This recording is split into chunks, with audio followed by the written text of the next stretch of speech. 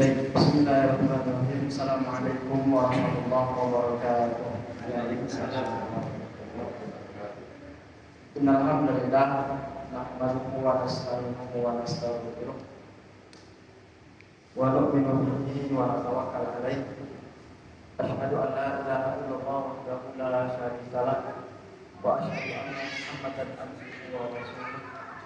Allahumma shalli ala Muhammad wa ala ali Muhammad. Alhamdulillah, bersyukur kehadirat Allah Subhanahu wa taala ala kulli ni'amillah, atas segala nikmat dan inayah dari Allah. Kita masih diberikan oleh Allah kesehatan, kekuatan dan keimanan. Sehat mestinya kita bisa melangkah dari rumah, dari tempat tinggal, dari kediaman sampai pada rumah.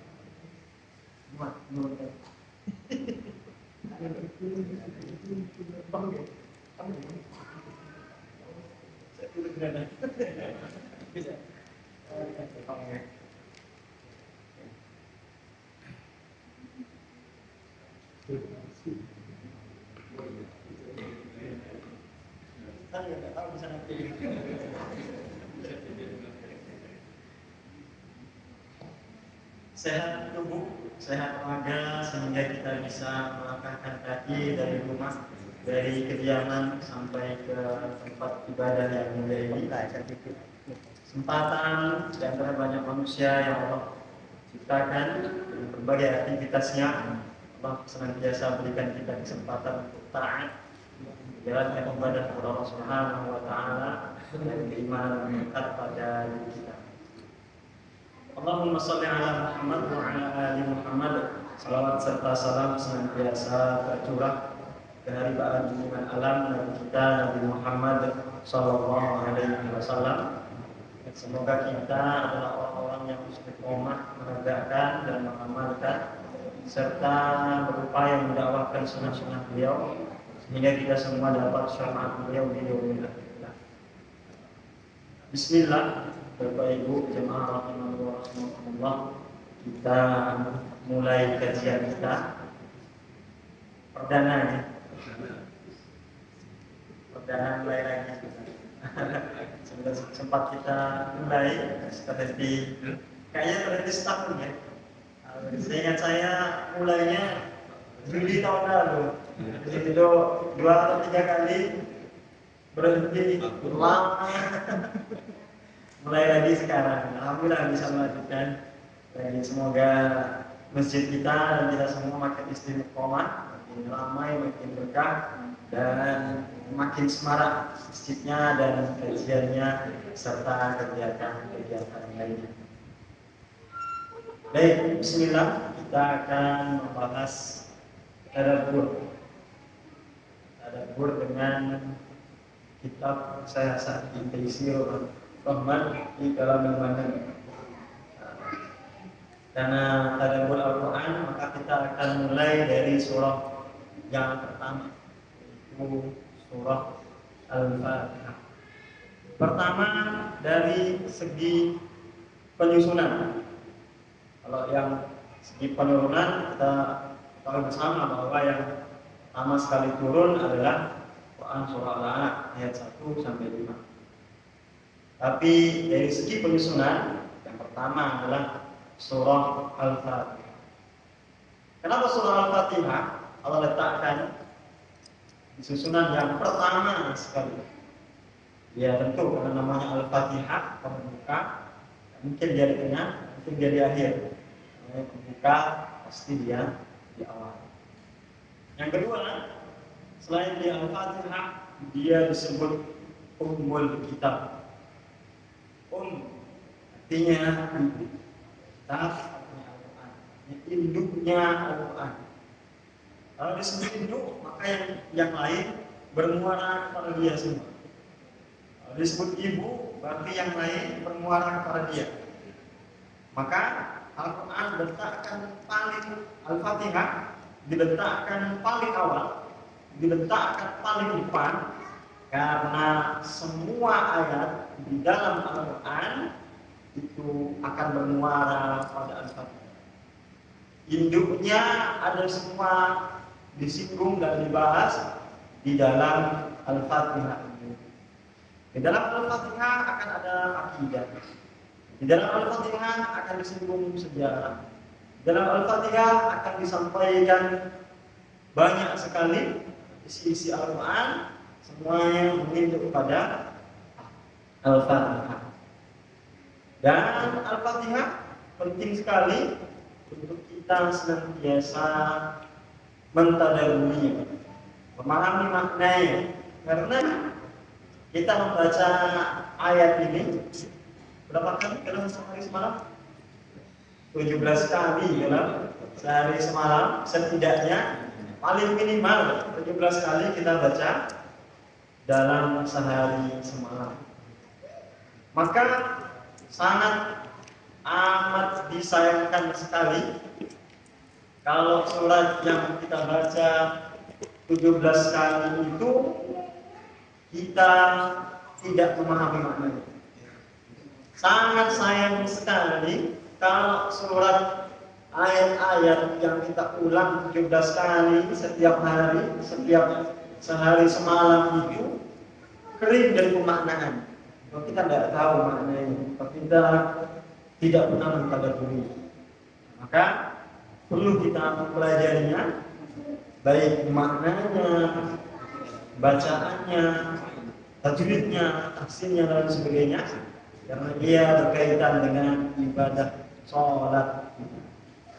Bahkan kata Nabi, la sholata liman lam yaqra bi Fatihatil Kitab. Ya sah sholat seorang kalau dia tidak membaca Al-Fatihah.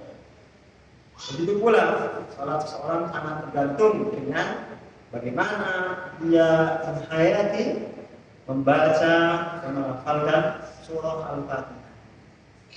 Maka pada pertemuan ini kita mentadabburi maknanya. Baik, surah Al-Fatihah dimulai dengan kalimat atau ayat Bismillahirrahmanirrahim. Dimulai dengan ba, sin, mim, Allah. Satu rangkaian, Bismillah. Menariknya, kata Bismi di dalam Al-Quran itu setidaknya 3 kali disebut.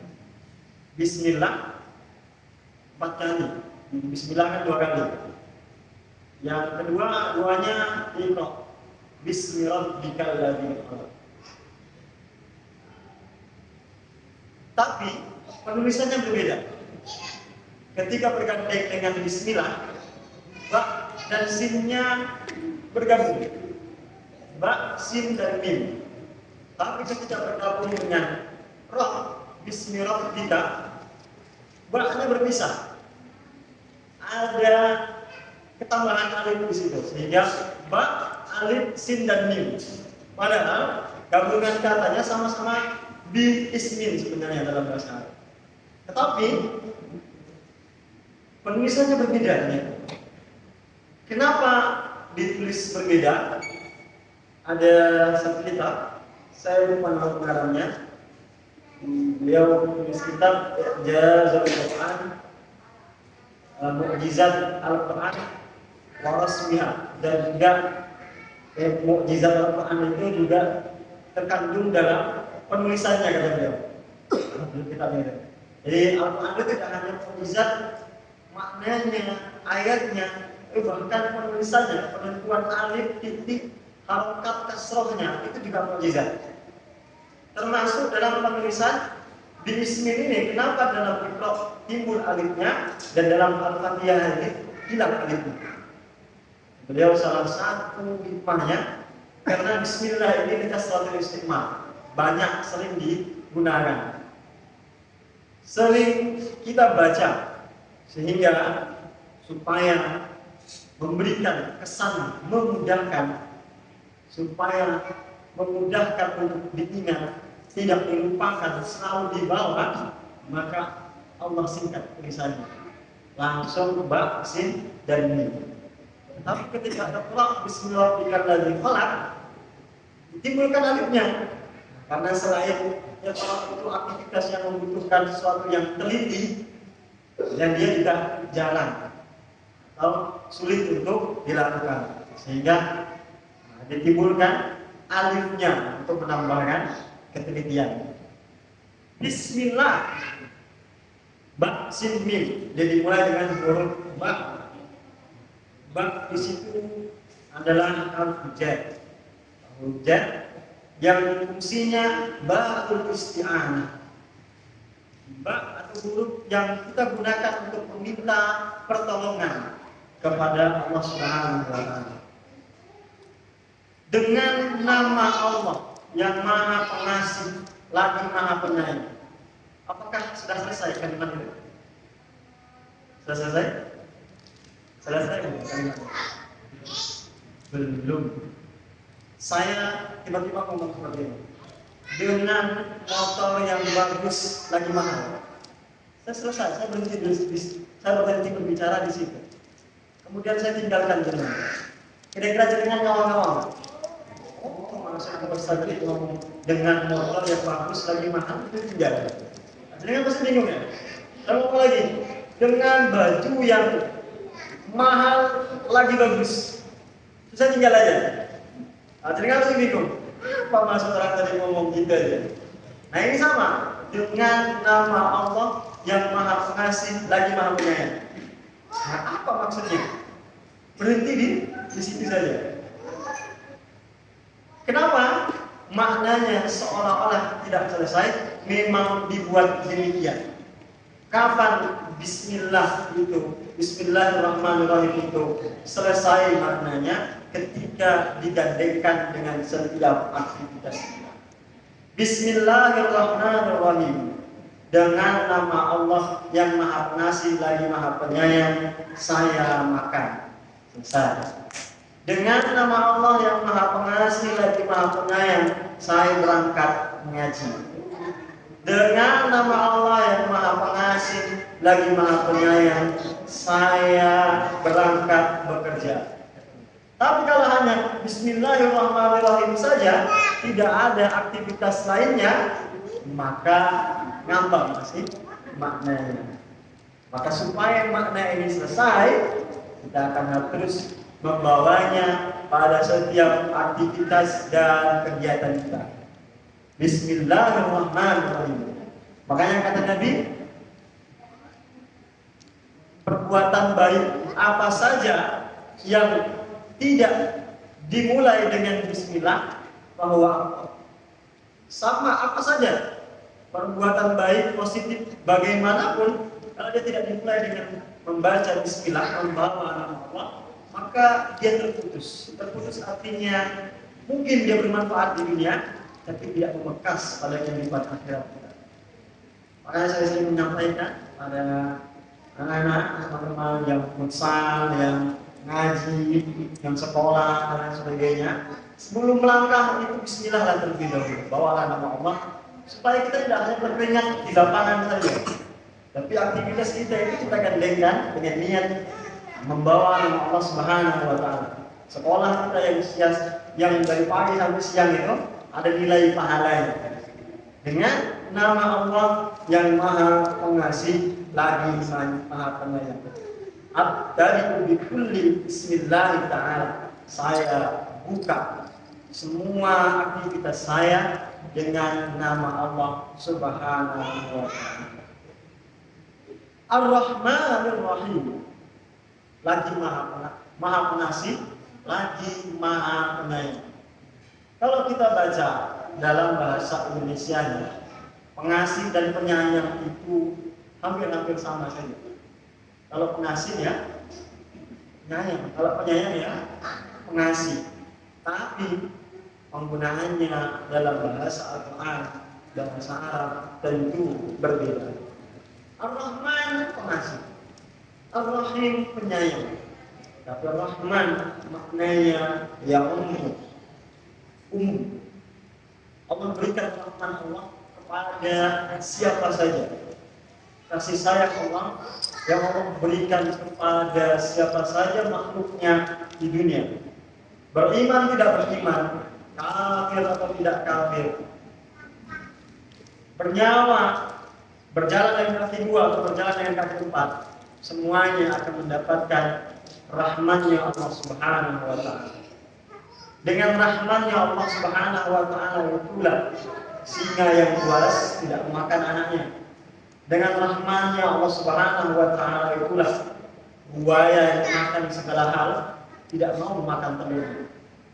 Dengan rahmatnya Allah Subhanahu wa Ta'ala itulah bahkan manusia yang tidak pernah saling mengenal sekalipun tetap bisa hidup rukun dan damai. Dengan rahmat Allah itulah orang-orang yang bahkan tidak beriman kepada Allah tetap Allah berikan jodohnya, tetap Allah berikan rezekinya, tetap Allah berikan penghidupan. Semuanya dapat bagian dari rahmat Allah Subhanahu wa Ta'ala. Berbeda dengan rahim, kasih sayang Allah. Rahim adalah khusus. Tidak semua makhluk mendapatkan rahim. Kasih sayang Allah yang bersifat rahim ini. Rahim ini hanya Allah berikan kepada orang-orang yang beriman. Maka dia yang hidup di dunia tanpa iman, mungkin dia akan bahagia, akan senang di dunia.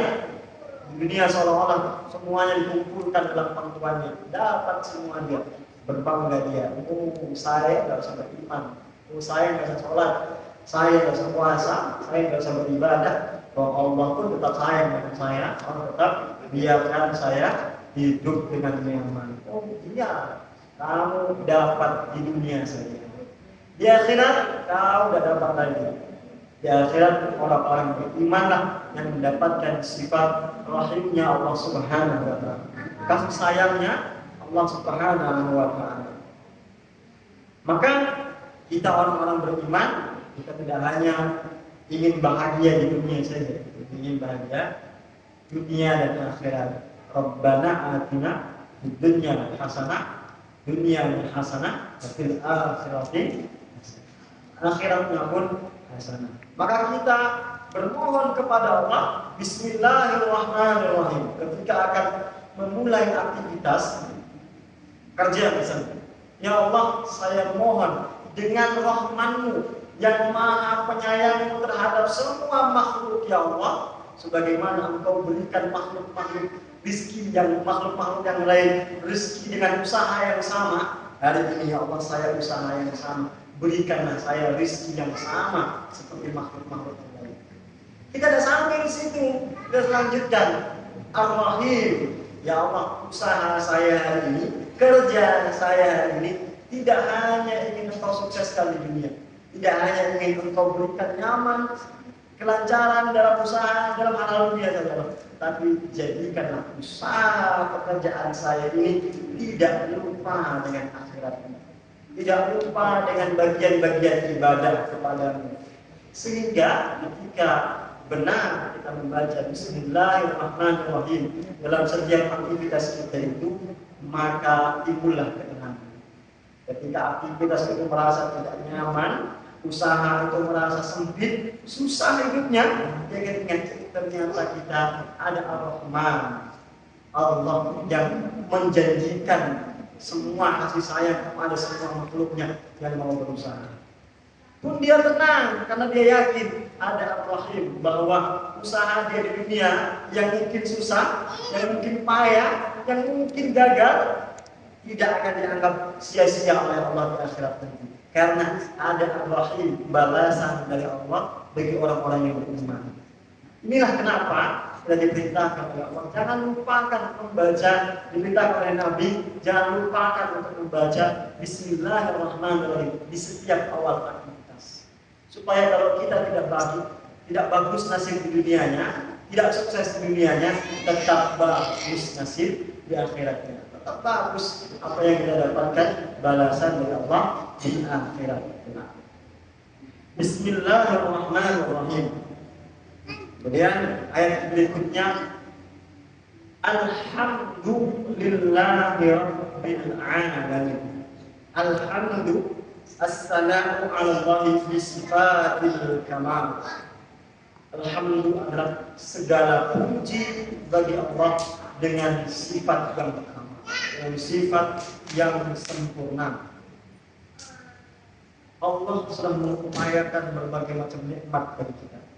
Dan mulai aktivitas dengan membawa nama Allah, maka usaha kita pun disukseskan oleh Allah. Dagangan kita Allah lariskan, karir kita Allah tingkatkan setinggi-tingginya. Semuanya Allah berikan jalan yang lancar, kuliah lancar, usaha lancar, jodoh lancar. Karena kita bawa Allah dalam segala aktivitas kita. Kemudian begitu pula kita sudah bawa rahimnya Allah, pahala balasan di akhirat pun Allah sudah janjikan kepada kita. Maka sudah semestinya kita memuji Allah Subhanahu wa taala. Alhamdulillahirabbil alamin. Segala puji bagi Allah, Rabb semesta alam. Kenapa ketika di puncak kesuksesan kita perlu memuji Allah Subhanahu wa taala? Karena orang yang sampai pada puncak kesuksesannya tapi lupa memuji Allah Subhanahu wa taala berpotensi menjadi Fir'aun kecil. Tidak Fir'aun besar, Fir'aun kecil saja. Dia lupa nikmat yang Allah berikan, nikmat yang dia pakai dari Allah. Dia lupa harta benda yang dia nikmati semuanya dari Allah. Kalau dia tidak memuji Allah Subhanahu wa taala, apa bedanya dengan Fir'aun?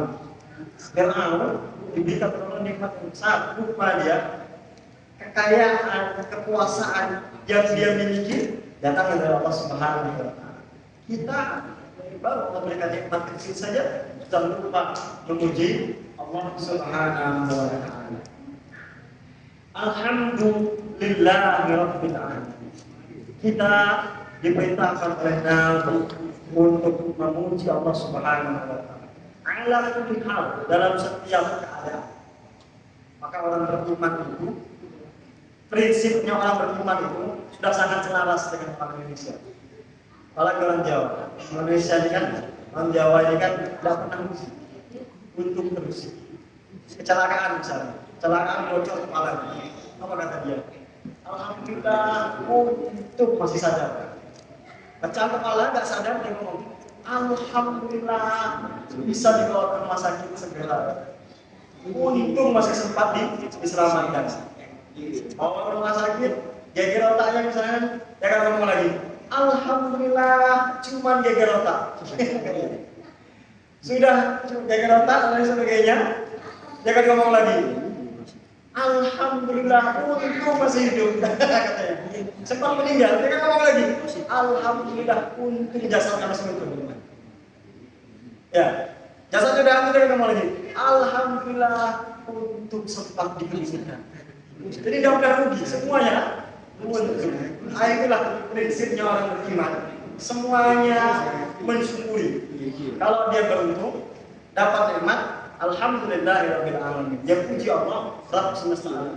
Kalau dia merasa tidak senang, dalam keadaan tidak nyaman, dia memuji Allah. Alhamdulillah ala kulli hal. Segala puji bagi Allah atas segala keadaan. Tidak ada tidak untungnya. Semuanya untung. Yang tidak untung itu, nah, kalau yang sebelah biasanya rugi terus biasanya. Alhamdulillahirabbil alamin. Menariknya Allah Subhanahu wa taala gandengkan kata Rabb dengan alam. Tidak ilahil alam. Rabb Tuhan. Ilah pun Tuhan dalam bahasa Arab. Tapi Rabb sudah pasti Tuhan, ilah belum Tuhan. Ilah itu Tuhan. Banyak Tuhan manusia di muka bumi ini. Ada Tuhan yang tergantung di dinding. Ini live ya, nggak apa-apa berbicara di komunitas kita. Ada Tuhan yang disembah di gunung. Ada Tuhan yang apa lagi disembah di laut. Tapi dia bukan Roh. Roh itu hanya Allah Subhanahu wa taala. Roh itu maknanya dia yang mengatur, dia yang menciptakan, dia yang mengatur, dia yang memenuhi segala kebutuhan. Itu Roh. Yang tergantung di dinding Tuhan mungkin karena dia disembah. tapi dia sendiri tidak bisa menyelamatkan dirinya sendiri. Semua Tuhan yang ada di dunia ini dia dianggap Tuhan karena dia disembah, tapi dia bukan Rob, tidak bisa mengatur. Rob hanya Allah Subhanahu wa Ta'ala. Dia menciptakan alam raya, dia yang mengatur segala kebutuhan. Menariknya kata Rob di sini digandeng dengan al-alamin. Bapak Ibu anak-anak, al-alamin itu jamul dalam istilah bahasa Arab, nahu disebut jamul jawami, menjamakkan sesuatu yang sudah jamak. Sebenarnya alam saja tanpa ya dan nun ujungnya itu sudah jamak, disebut jamak taksir. Tapi dalam ayat ini ditambah lagi ya dan nun menjamakkan dia, menjadikan lagi dia jamak muzakkar salim. Jadi menjamakkan sesuatu yang sudah jamak. Alam itu sudah jamak, seluruh alam. Ketika tambah ya nun itu jamak lagi. Maknanya seluruh alam. Nah, Allah sedang katakan Roh Tuhan yang mengatur menciptakan seluruh alam itu Allah. Nah itu maksudnya. Seluruh alam ini yang menciptakan, yang memelihara, yang memenuhi Allah, Rabbmu. Maka kata Allah, maka ketika kita membaca ayat ini dalam sholat kita misalnya, sampai kita pada ayat Alhamdulillahirabbil alamin, maka harus terbayang dalam jiwa kita. Kalau kita punya masalah misalnya, punya kesusahan misalnya, kita ini sedang menghadap Allah, pencipta kita, pengatur segala kehidupan kita. Bukan hanya kehidupan kita, kehidupan seluruh alam Allah yang jaga, Allah yang penuhi, Allah yang atur. Apatah lagi hanya permintaan kita yang baik-baik saja. Apalagi lagi hanya kita minta ini, itu yang sedikit, yang nggak ada nilainya dengan bandingannya dengan seluruh alam yang Allah penuhi. Pernah ingat kisah Nabi Sulaiman yang merasa karena kekayaan, kekuasaan, waktu itu dia menjadi raja, ujung timur dan ujung barat dunia ini, dia yang menguasai, dia yang berkuasa, pasukan semua bertuntut kepada dia, dari bangsa manusia sampai bangsa jin, dia yang menguasai pasukannya, sehingga dia merasa kayaknya dia bisa memakan seluruh makhluk di alam raya ini. Ingat, dia meminta izin kepada Allah, ya Allah, bagaimana kalau saya izin beri makan seluruh makhluk di alam raya ini sehari saja, sehari saja. Dia minta izin kepada Allah supaya dia diberikan izin mengatur, memberikan makan pada seluruh makhluk di alam raya ini. Allah izinkan sehari. Dia pun mengumpulkan bala tentara untuk mengumpulkan makanan. Pasokan makanan dikumpulkan. Siap dia untuk beri makan seluruh makhluk. Yang pertama yang dipanggil ikan. Ikan apa? Dan paus atau ikan nun. Ikan yang sedemikian besarnya untuk naik makan ini.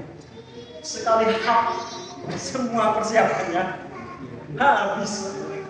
Kaget dia. Persiapan yang dia rancang untuk seluruh alam semesta yang disiapkan sedemikian rupa, ternyata naik satu ikan sekali dihap, kan habis ternyata. Luar biasa dah. Ternyata tidak bisa dia menandingi pengaturannya Allah Subhanahu wa Ta'ala. Bayangkan alam raya yang sedemikian luar biasanya ini, Allah yang menciptakan, Allah yang mengaturnya.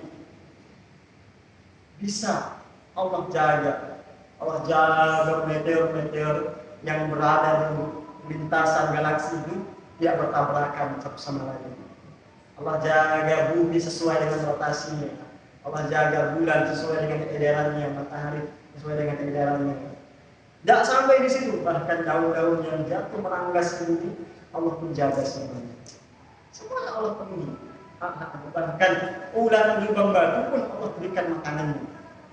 Maka kalau kita ketika baca ayat ini, sholat kita, ada masalah kita, sulit kita menyelesaikan rasanya, tidak mustahil bagi kita rasanya untuk selesai masalah itu, mustahil bagi kita, tidak mustahil bagi bagi Allah Subhanahu wa taala. Terus susah bagi kita? Tidak susah bagi Allah Subhanahu wa taala. Maka ketika imam kita sendiri sholat, baca ayat Alhamdulillah Rabbil Alamin, segala puji bagi Rabb semesta alam, maka terbayang dalam kita bahwa tidak ada yang susah, tidak ada yang sulit bagi Allah Subhanahu wa taala. Segala puji bagi Rabb semesta alam. Alamin. Maghrib jam berapa ya? Bisa. Oh iya, bisa. Maghrib lagi. Bisa jam berapa ya? 18? Kurang 9 menit. Siap. Oke. Baik. Alhamdulillahirabbil alamin. Ar-Rahmanir-Rahim. Diulang lagi. Allah Subhanahu wa taala. Bismillahirrahmanirrahim. Alhamdulillahirabbil alamin. Ar-Rahmanir-Rahim. Sebelum Maliki Yaumiddin. Kenapa? Di sini mulai pergeseran. Tadi membahas Tuhan di dunia, sekarang Allah ancam dengan Maliki Yaumiddin. Dialah yang menguasai hari pembalasan. Tapi sebelum Maliki Yaumiddin itu Allah ingatkan lagi Ar-Rahmanir-Rahim. Allah sedang memberikan kita penekanan. Sebelum engkau kami balas, kasih sayang kami lebih dahulu mendahului kami. Nanti di akhirat tidak akan ada yang bisa protes. Ya Allah, kenapa saya engkau celup-celup kami neraka? Ya Allah, kenapa saya engkau siksa di neraka? Kata Allah, Ar-Rahman. Sudah kami ingatkan dengan kehidupan di dunia. Sebelum datang hari pembalasan, kasih sayang kami sudah mendahului kamu di dunia. Begitu orang-orang kafir mengatakan Allah. Mungkin dia protes di akhirat. Kenapa dia tidak beriman kepada Allah dihukum? Kata Allah, Ar-Rahman. Sebelum engkau dihukum, sebelum engkau disiksa, sebelum engkau diazab di neraka, Ar-Rahman. Kasih sayang Allah jauh lebih dahulu mendahului menghampiri dirimu. Di dunia Allah datangkan para nabi, Allah turunkan kitab-kitabnya, Allah utus para dai, para pembalik, para ustadznya sampai bertubi mulut besar-besarnya untuk memberikan kamu peringatan, ngajak kamu ngaji, ngajak kamu berdakwah, ngajak kamu sholat, ngajak kamu berkegiatan positif dan sebagainya. Tapi mana kamu di dunia? Mana kamu di dunia? Kenapa engkau tidak menyambut panggilan Allah Subhanahu wa taala? Maliki Yaumiddin. Maka karena dulu kasih sayang kami sudah mendahuluimu, Maliki Yaumiddin. Ini hari pembalasan. Maliki Yaumiddin. Dialah yang menguasai hari pembalasan. Menariknya, menguasai hari. Kenapa tidak Allah sebutkan waktu pembalasan, jam pembalasan? Allah sebutkan hari. Karena hari itu suasananya genting sekali. Semuanya takut, semuanya tunggang langgang. Makanya digambarkan dalam Al-Quran, ibu lupa pada anaknya. Dan yang ibu ya, ibu kan tidak pernah lupa dengan anaknya. Ibu biasanya aktivitas apapun yang diingat di kepalanya, anaknya. Miris banget dengan anaknya. Apa namanya? Arisan yang dipikirkan dengan anaknya. Kumpul RT, ada snacknya disimpan dibawa pulang karena ingat anaknya. Kalau bapak biasanya nggak lupa ingat ibunya, ingat pabriknya, ya ibu. Kalau ibu dapat lupa dengan anak. Nah, kita Al-Quran yauma yafirrul mar'u min akhihi wa ummihi wa abihi wa sahibatihi. Saat hari itu semua yang merasa paling berkasih sayang di dunia ini akan lupa dengan urusannya masing-masing. Ibu lupa pada anak, suami lupa pada istrinya. Kalau suami jangan heran lah lupa sama istri. Jangankan di hari kiamat, wong di dunia hari ini saja banyak suami yang lupa dengan istri. Insyaallah yang di sini enggak. Yang di sana yang jauh-jauh kan, apalagi ini yang muda-muda ini, jangan lupa istri aja belum punya. Gimana mau? Gimana?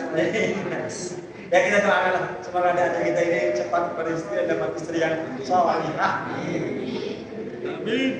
Teman lupa dengan temannya yang kumpul-kumpul ngaji, futsal, main sebagainya. Tapi sudah lupa, sudah tidak ingat satu sama lain. Dan semuanya sibuk dengan urusannya masing-masing, mencekam. Hari urusannya sangat genting. Matahari tinggal sekali. Ada orang-orang yang bahkan tenggelam dengan keringatnya sendiri. Semua yang ketakutan. Hari pembalasan. Hari yang dahsyat itu, kata Allah, dialah yang menguasai. Dia yang menguasai hari yang dahsyat itu. Dia yang sama menguasai hari-hari yang engkau jalani dengan baik. Kita akan di dunia ini menjalani hari baik hari. Hari ini ketemu besok ketemu lusa ketemu minggu ketemu bulan ketemu tahun. Terus sampai kita wafat. Kita menghitung hari saja. Maka Allah katakan, Dia yang menguasai hari pembalasan yang dahsyat itu, Dia yang sama menguasai hari-hari yang kau lalui. Hari-hari yang kau lalui dengan penuh kesusahan itu, penuh kepayahan itu, Dia yang menguasai dengan hari pembalasan itu. Maka kalau di hari pembalasan itu ada makhluk-makhluk yang bisa Dia selamatkan, ada manusia-manusia yang bisa Dia amankan, yang bisa Dia bantu, apatah lagi hari di dunia ini ya Allah. Apatah lagi kesusahanmu yang kau jalani setiap hari ini, kecil saja, mudah saja Allah bantunya. Kalau pada hari pembalasan itu tidak ada yang terlepas, tidak ada yang terbebas, maka kata Allah, jangan lupakan, awasi setiap hari yang kau lalui. Supaya pada hari yang datang itu ada bantuan, ada tolongan dari Allah Subhanahu wa Ta'ala. Malik Yaumiddin. Al-Malik, Malik itu artinya raja. Makanya Malik itu disebut man ittasaba bi sifatil mulkil lati min asariha annahu yaqulu wa yanha wa yusibu wa yu'aqibu wa yatasarrafu bi mamalikihi bi jami'i anwa'i tasarrufat. Malik itu zat yang disifati dengan kekuasaan. Karena dia disifati dengan kekuasaan, di antara dampak dari kekuasaan itu adalah dia punya perintah dan dia punya larangan. Dia Malik yang menguasai. Karena dia raja, maka dia punya perintah dan punya larangan. Maka tugas kita ini yang diperintah, kita ini yang dilarang. Tugas kita adalah menjalankan apa yang diperintahkan setiap harinya, menjauhi yang dilarang setiap harinya. Karena dia punya perintah dan punya larangan, maka dia yusibu wa yu'aqibu. Dia akan memberikan balasan dan memberikan hukuman. Bagi yang menjalankan perintah, dia akan diberikan balasan. Bagi yang melanggar larangan, maka dia akan diberikan hukuman. Dan Allah Subhanahu wa Ta'ala itu raja. Karena dia raja, dia bertindak sesuai dengan kemauan dan aturannya. Maka kita di dunia ini tidak boleh bertindak dengan kemauan kita sendiri. Kita harus bertindak sesuai dengan kemauan Rabb semesta alam, Allah Subhanahu wa Ta'ala. Sudah azan Isya. Cukupkan terlebih dahulu. Semoga saya kita lanjutkan lagi bulan depan, lalu sampai ayat 4. Insya Allah kita lanjutkan lagi sampai ayat selanjutnya. Semoga yang sedikit ini mudah dipahami, mudah dimengerti, dan lebih daripada itu mudah diamalkan dalam kehidupan saya. Untuk teman-teman, nanti kita misalnya di Taman Siswa jam 9. Karena tidak ada yang kosong, ini kan malam weekend. Malam weekend itu full semua lapangan di booking. Hanya dapatnya di Taman Siswa jam 9. Jadi kita nanti dulu ngopi dulu di sini sampai jam 9. Tidak apa guys ya? Tidak apa ya Pak? Kita ngopi dulu di sini. Baik, saya kira cukup. Kita tutup dengan doa. Majelis subhanallah wa bihamdillah.